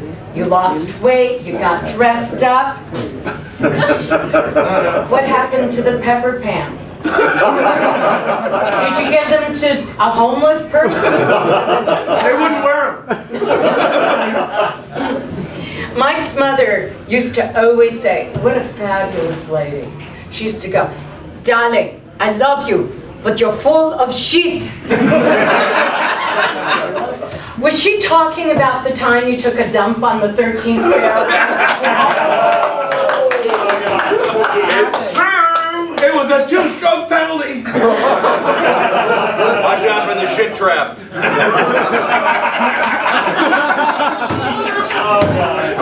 Always was a shitty golfer. But Mike Sorge is the epitome of class and elegance, and he's Greek, which means he does everything from the backside first. Yeah.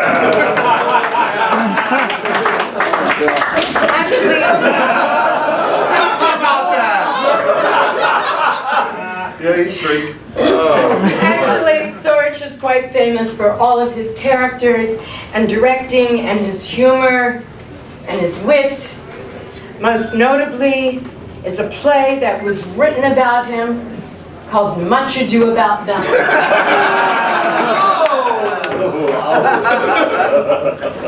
Michael McConaughey. Oh. Yes. I love this guy so much. He is a stand-up guy. He and Melody, his feisty, fabulous lady. We go back forever. Well, to the Globe Theater with Melody. He's a stand-up guy and an amazing letter writer. As a matter of fact, some of you may not know this, but his Japanese Indian name is Ninja Who Writes a Lot.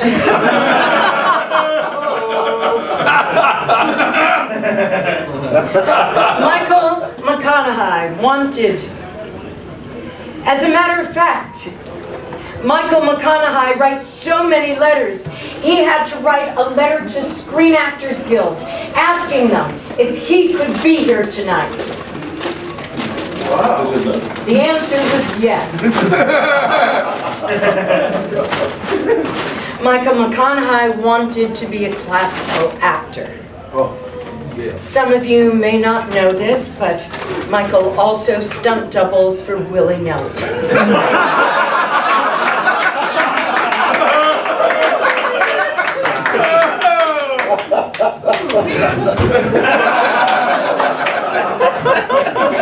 You're not that old. Yet. Working on it. And I love Steve Kramer. I think he broke my leg. I was in water. We have insurance. Steve Kramer.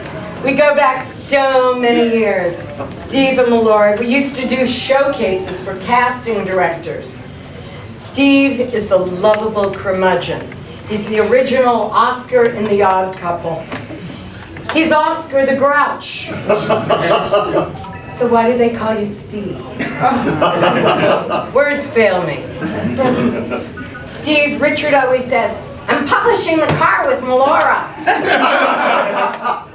And Melora always says, what does she say? Steve, I have to feed the animals.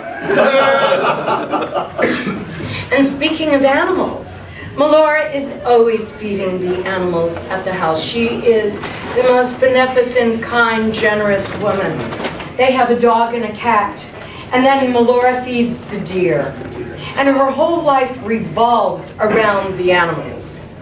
When they first got married, Steve was uninvolved. He thought Meow Mix was a CD for cats. True.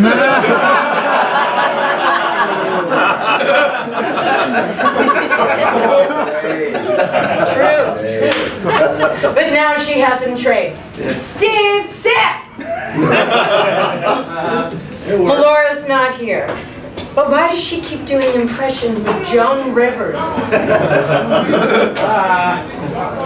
But I gotta hand it to Steve. Steve is a generous, loving, kind man. But Kramer is also a complainer. He stays home most days. It's gotten to the point that his back goes out more than he does. Oh man, that's a good one.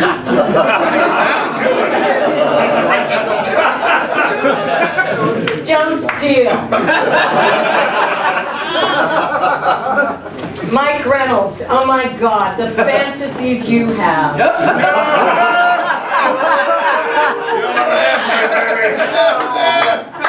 Wait till you read my book. But we go back, don't we? We go back to the trilobites, back to the ages before there were dinosaurs, back to prehistoric man. Yeah. Everyone imitates Mike Reynolds. Yes, that's true. And what you don't know about him is he's a very religious man. Oh. He's known for 2 words. Roasters, we all know it. On 3. 1, 2, 3. Jesus Christ! Mike has often complained, Jesus Christ, everyone is making a living off my voice but me. I know. Mike I did one of my first dubbing jobs with you back at Intersound Studios on Sunset. The Legend of Ping Ping, with Ralph Zucker dying in the back of somebody's car with a hooker. The kids movie. He was our director. Remember, I played a young panda bear called Ping Ping, who liked to eat eucalyptus in the forest. And Mike played the grandpa. When I was younger, he was still the grandpa. So Mike was old, even when I was younger. As a matter of fact, Mike Reynolds is so old that when he was asked to do the roast, he thought we were asking him if he wanted Melba toast.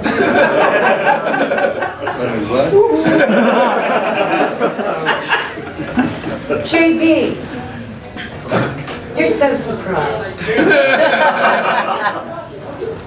JB is such an elegant man, a man among men, a classically trained actor who knows his craft, who's come here all the way from England to roast Richard.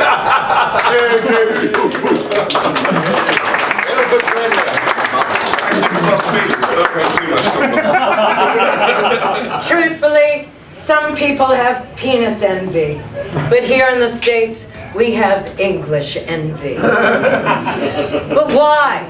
They talk funny.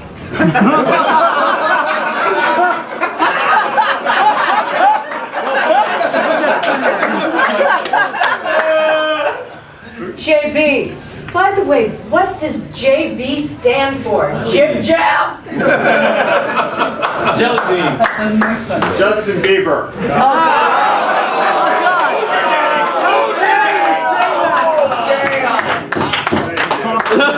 Thank you. I'm roasting.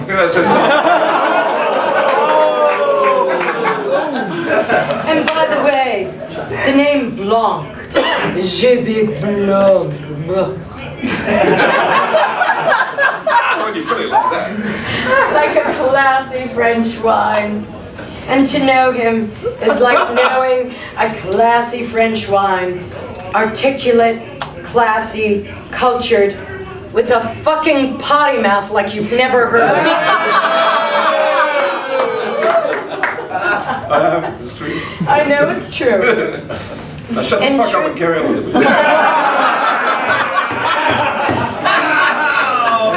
In truth, JB has been working his butt off. Congratulations, JB, truly, on all the work you've done. I'm so thrilled for him.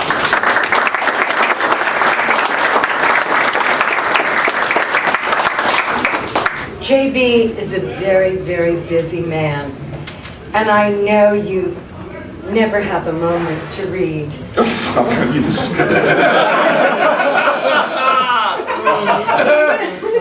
Even on your Kindle. So I have gotten you a subscription to Cliff Notes. Ellen gave me a play about 6 months ago and asked me to read it, and I'm still about 30 pages in. That's okay. I love you too. JB, in the short time I've known you, I've come to really love you. And I mean, how can you say something not nice to someone I've only known nice things about? So JB, may all your dreams be wet dreams. What's that?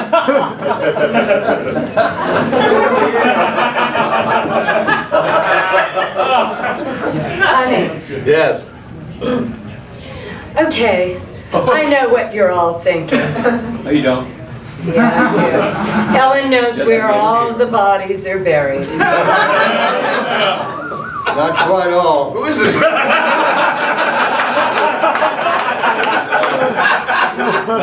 And I do. Of course I do. I'm psychic.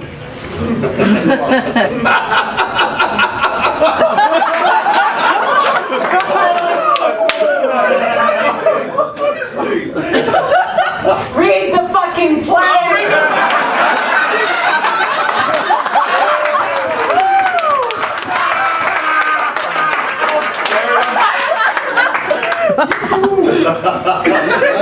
For another if you're tending bar. What can I say about a man who is admired, revered, and loved by everyone, like my husband, Richard Epcar? What? I can start by saying he's not the man we're honoring tonight. Yeah. I like that one. That was a good one. I've been married to Richard for almost 30 years now. Yeah.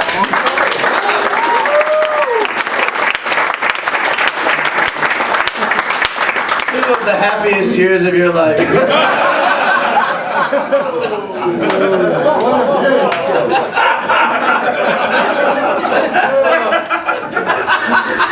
And we're still at it. Reason? I'm psychic, and I know everything. Whoa! But it wouldn't be fair to you if I didn't disclose a few things. I left my roll at home. Thankfully, I was able to borrow Michael's. It wouldn't be fair to you if I didn't disclose a few things. Did any of you know what Richard's secret fantasy is? No, pray It tell. involves JB. Yep. Encourage her. Sorry, man. If he were ever to do cosplay, the character would be James Bond. And yes, I do play Pussy Galore.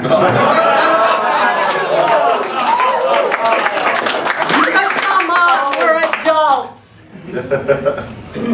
Well, except for storage.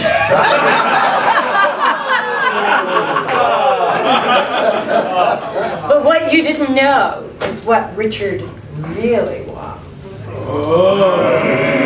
Naughty, naughty. Well, honey, the cat's about to come out of the bag. Ooh, that's what they call it.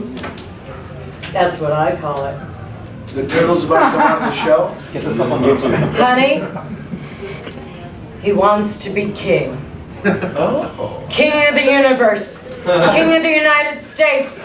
King of the world. Well, I'm here to grant him his wish. Good. Honey? Yes? Yeah. By the power invested with you, the toilet roll? Neil. Oh, Neil, again with the kneeling. Honey, that's the way I like it.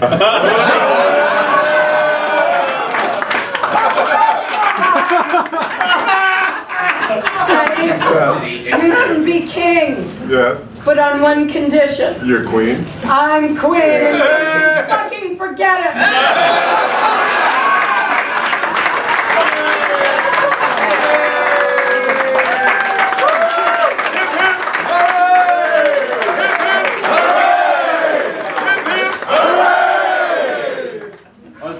Now, I'm not done. Who is that woman? Richard has a lot of rules and regulations. Yes, honey, I won't tell them about that. But with all your rules and regulations around the Casa de Castle, I want you to know that as queen, I have a few of my own. So get rid of that toilet The most overused prop in the universe. It's the magic if you're seeing it for the first time. Yeah, the toilet roll. It's a tissue of lies. It's because he's talking shit. Ellen, I think it's charming. I appreciate that joke. Brilliant. I had 6 martinis, she's more messed up than I am. Okay, I'm looking. Here's one. No, that can wait till we're in bed. No, you already do that. Well, that would be really fun and kinky, yeah. I'd like to do that.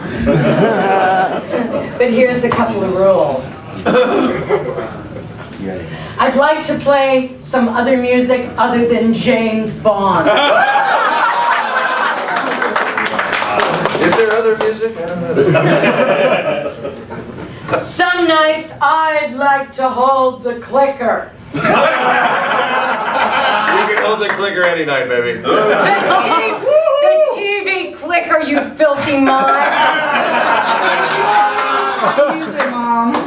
That's true. Richard hates Facebook, which explains why he's always on it. Richard poked more than anyone else. You are English. He came all the way. Yeah. But we're not talking about coming right now. It's too soon, right? Good God, y'all.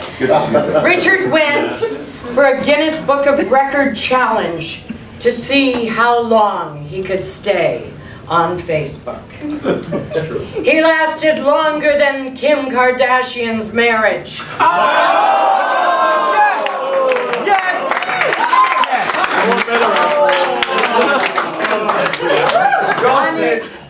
On his cell phone, where it says, send to home, he sends to Facebook. Oh. And speaking of how Richard... Honey, yes. Just I'm buckle going. up. I'm going. You're on a roll, baby. A lot of people are impressed with the words that Richard makes up. But you too can learn to speak like Richard. Learn Yiddish.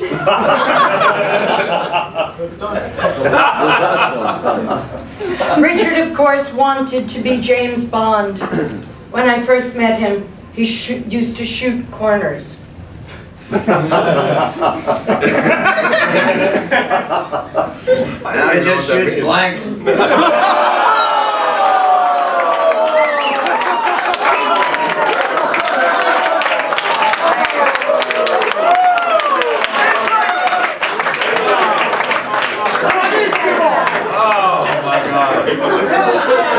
I want you to know he shoots better than anyone. And I should know. When I first That met wasn't him, what you said to me last night. my You have to be somewhere. Your place. One day your fantasies will become realities with someone else. I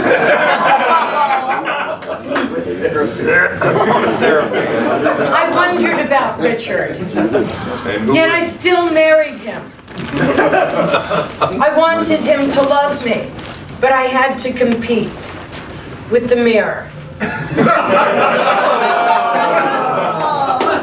Mirror, mirror, who's on the wall, who's the fairest one of all? I'd ask. He'd ask. I'd jump in, he'd push me away. I know you all think of Richard as a gentle giant, but his flip side is a black cloud. This is great, honey.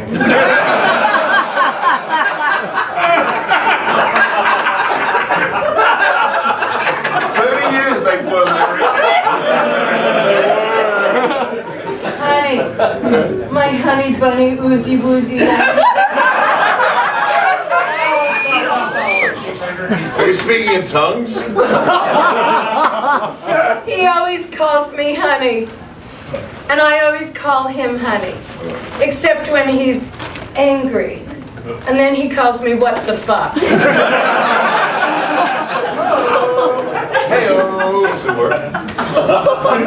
Richard and I met at a theater company. After rehearsal one day, it was his birthday, and he came home with me and never left.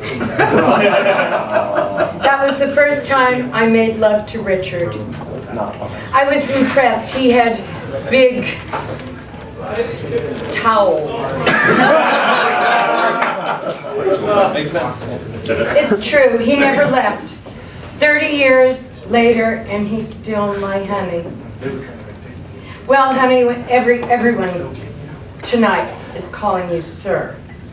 But for this roast, they dubbed you Sir Richard. Honey, you know what that means? If you're Sir Richard, then I'm your dame. I love you, honey.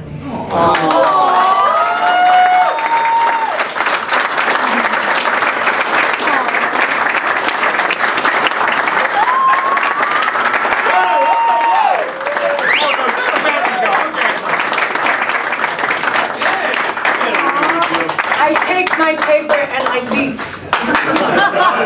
Hey! But Ellen, you're on a roll. I've been waiting a half an hour to use that one. And now, ladies and gentlemen, without any further ado, in the tradition of a roast, Richard Epcar, Sir Richard, shall now have his rebuttal. Yes. Ladies and gentlemen,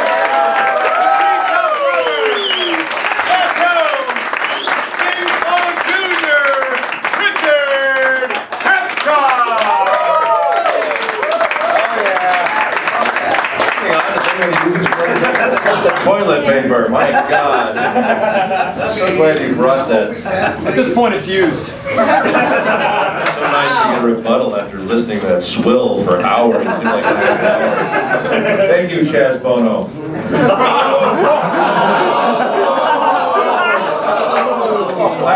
I haven't seen a reception like this since President Obama went to a Republican Ku Klux Klan meeting. And Mike Reynolds was there. I was the Grand Dragon. Yes, you were. Something was dragon, that's for sure. First of all, I thought this convention was going to give me some like celebrities, for God's sake. Mike Reynolds, Mike McConaughey, Mike Sorge. This convention thinks if your name is Mike, you're famous. It doesn't work that way, you know? Anyway, at least they're not has-beens. They're not has-beens, they've never been. They've all sacrificed a lot to be here tonight to honor me. It's Tuba Ruba night at the home. Did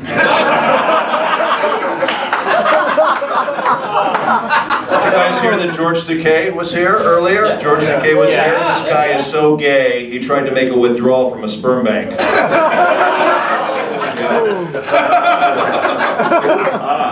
Thank you, George. Anyway, Ellen Stern. It's probably not a good time to tell you, but I lost a lot of money at the poker game, so we're going to have to sell your car. It happens, what the hell. What can I say about my darling wife, Ellen? Next year we've been married 30 years, as she said, and which is hard to believe since I'm only 35 years old. I'll never forget the first time we met. Neither will I.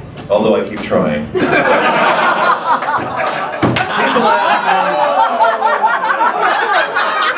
me. Oh, sure, I had to sit there and listen to this shit.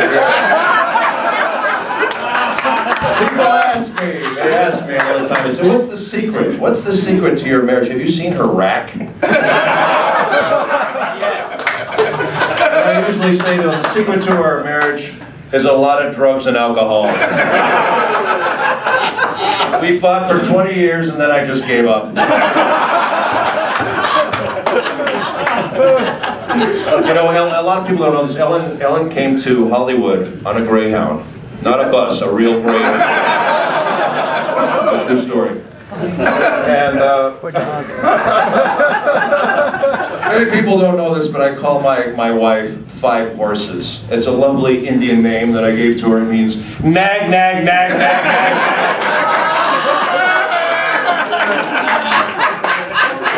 She's always right behind me, pushing me off the cliff. But there's two things I love about my wife. Her front and her behind.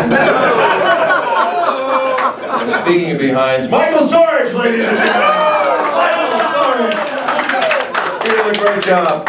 You did a great job tonight as MC. Give him a hand, come on, Michael Sorge.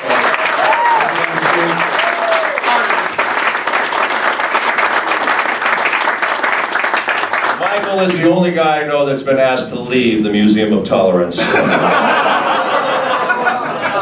Mike has so much gas that he can power Glendale for a week on a burrito.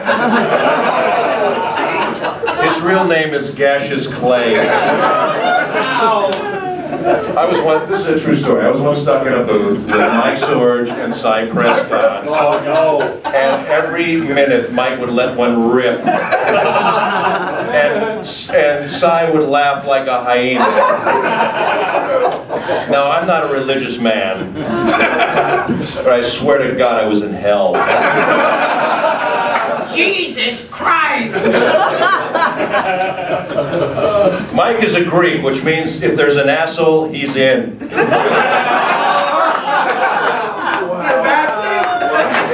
fact, we have Mike to thank for the stuffing and Thanksgiving. Actually, this is true. Mike invented stuffing for Thanksgiving because he was once they were gonna cook the turkey, and he said, "Wait, just a minute. We've got to shove something in its ass."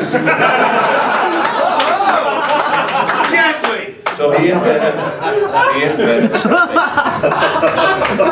have him to thank. Mike Reynolds, ladies and gentlemen. Mike Reynolds. Start the doors off, one of you guys screams my name. Somebody turn off his microphone. Mike Reynolds. Good God, I asked for Ryan Reynolds, not Mike. What's wrong with you guys? At least get Burt Reynolds or something. Mike Reynolds. Nobody knows who the fuck he is. All right, Mike Reynolds is sold. How old is he? Then when it says on his AOL account you got mail, he goes to the post office. His first car was a Chariot. His prom theme was fire.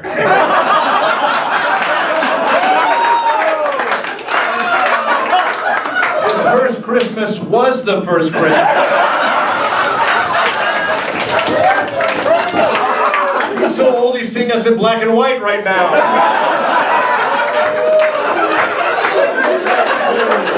When they ask him, do you wear boxers or brief? He said, it depends.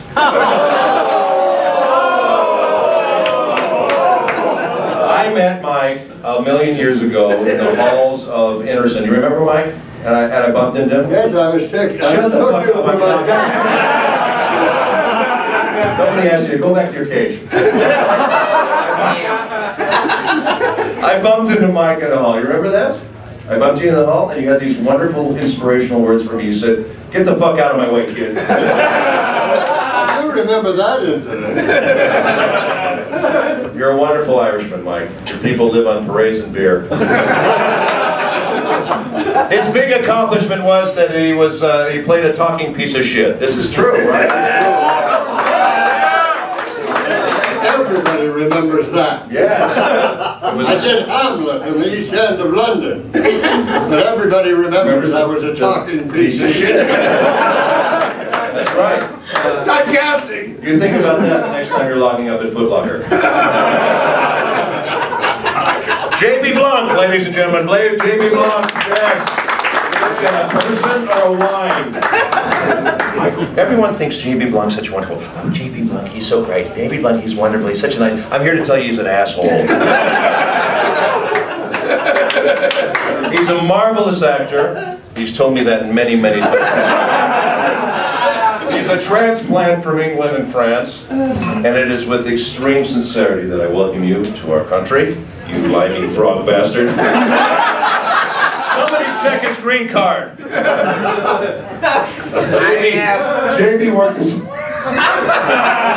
JB worked his way over on a ship from England. He was the anchor.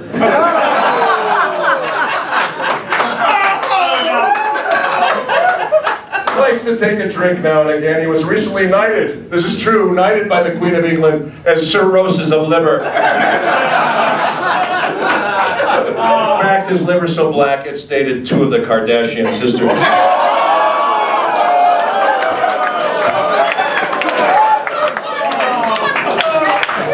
Amy, I'm sorry about your seat. Why don't you get a pillow so you can see us, the rest of us.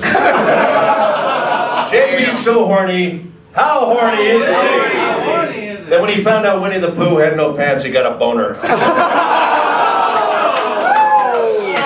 I'm not saying JB's perverted, but this Halloween he dressed up as a bicycle seat. JB's a wonderful guy, and I say this from the bottom of my heart, JB. You got problems.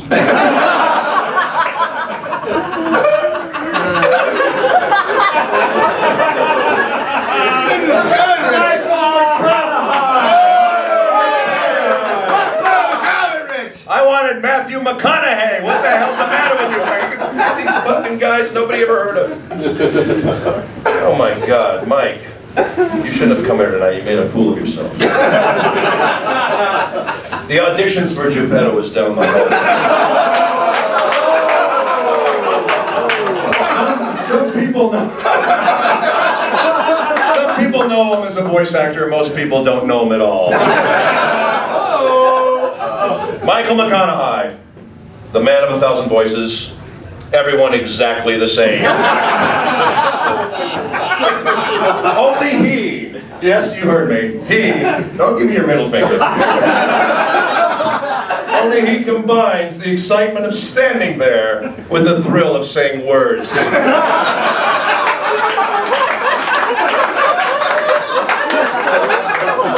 Mike is so old they discontinued his blood type.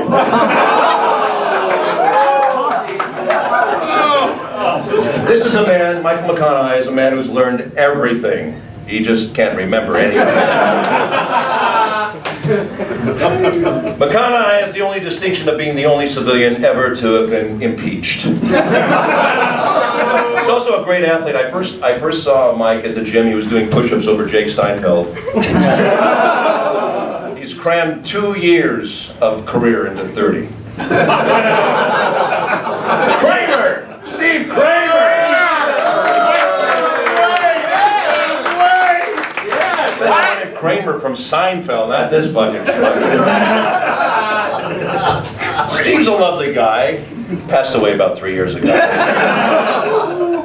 If he didn't have a mansion on the hill, none of us would talk to him. He had a hard decision in life to become a voice actor, director, or a greeter at Walmart. Steve's so old. How old is he? He was Mike Reynolds' principal at his high school. He was driving Miss Daisy's mom. Steve, did you ever think you'd live so long that your prostate would grow as big as your ego? How did you know that? Yeah, well, I know a lot of things. We've all seen it. Once in a while, Laura lets him out of the house without his ankle bracelet. That's actually not hair on his head. He's so old it's mold. He's starring in a new series. It's called Secret Aging Man. He learned about sex through trial and error. In fact, he was on trial for one of his errors.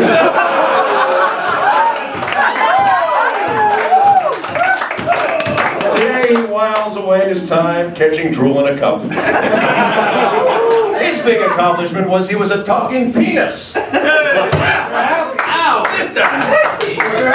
Wow. This evening went by so fast, it seemed like it started 50 hours ago. And here I am. I'm thrilled. I'm really thrilled. It's not often that these amateur people get to be on stage with the real professionals. These guys have given me a lot of shit, but let's face it, nobody cares about them. But all seriousness aside,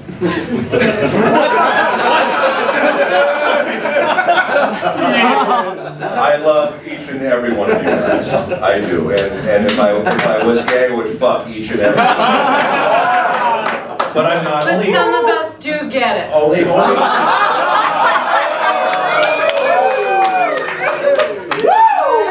only Jeff Nimoy's gay, and he's not here tonight. So. But he says go But I fuck do love yourself. you guys. And working with you guys, and most importantly, I'm very honored to be all of your friends. Thank you. And of course, my lovely wife, Ellen, I love you dearly. Most people in Hollywood, they'll talk, shit to your, to your back, and they'll say nice things to your face. I know these guys are my friends because they talk shit to my face and to my back. And on that note, I'd like to leave you all with a sweet poem that I wrote with each and every one of you in mind. A pretty girl can kiss a guy. A bird can kiss a butterfly. The rising sun can kiss the grass. But you, my friends, can kiss my ass!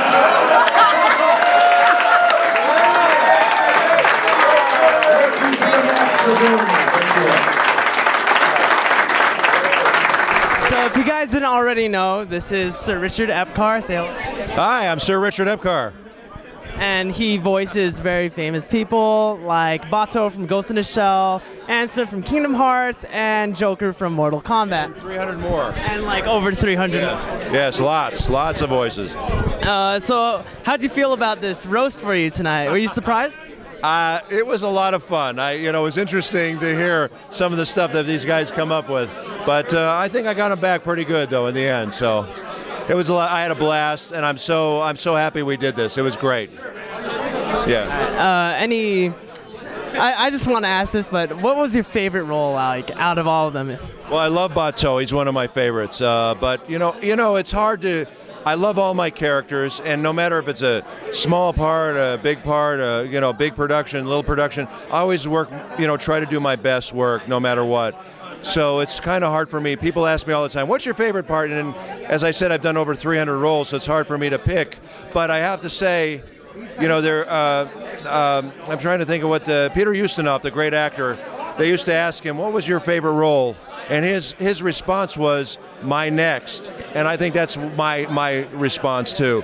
The next role, because then I get to do something cool. But I've got some really cool stuff coming up that I'm really excited about. Skyrim just came out today. Elder Scrolls 5, which I have a big part in. I'm very happy about that. I can finally talk about it. And I've got some very, very cool games that I'm going to be working on soon. So yeah, very happy about that. All right, thank you. Have a very good night. Thank you guys. Take care.